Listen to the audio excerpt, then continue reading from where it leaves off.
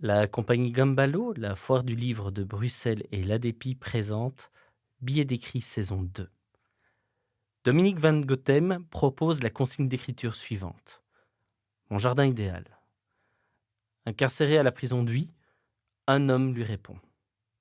Je me suis réveillé ce matin, la tête pleine de pensées et le cœur lourd. Encore une journée dans cet endroit clos. Lugubre. Encore une journée qui se ressemble depuis 25 mois.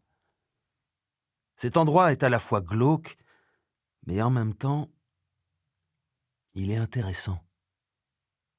Il y a de la sociabilité, de la violence, de l'amitié, de l'entraide. C'est comme une petite ville. Malgré tous les inconvénients, on y trouve une source de sérénité, de calme. C'est à la fois angoissant mais rassurant. On s'y adapte. Notre vie se fait ici. On oublie parfois la réalité. Heureusement, certaines personnes sont là pour nous remettre la réalité en face et nous évader en une certaine manière, et cela rend la journée un peu meilleure. Quand je parle d'entraide, c'est tout simplement, s'il y a par exemple un problème de comptabilité ou que notre argent n'est pas encore arrivé, on se dépanne en tabac. Peu importe la couleur de peau. Ici, en tout cas, ça se passe comme ça. Ou encore, si un détenu est en droit sur quelque chose et qu'on lui refuse, on se mobilise.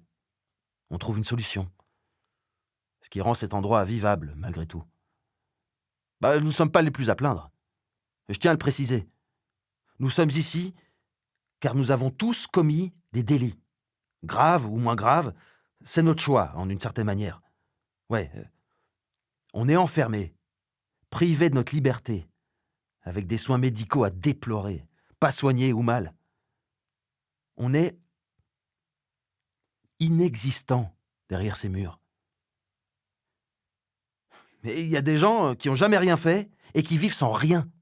Les SDF, les migrants, c'est d'eux qu'il faut parler. Nous avons un toit et à manger tous les jours. Billets d'écrit, un projet de la compagnie Gumballo, de la foire du livre de Bruxelles et de l'ADEPI, avec le soutien de la Fédération Wallonie-Bruxelles en partenariat avec le XARA ASBL et la CAP Culture. Adaptation et direction, Nicolas Suizen. Texte lu par Laurent Deneyer.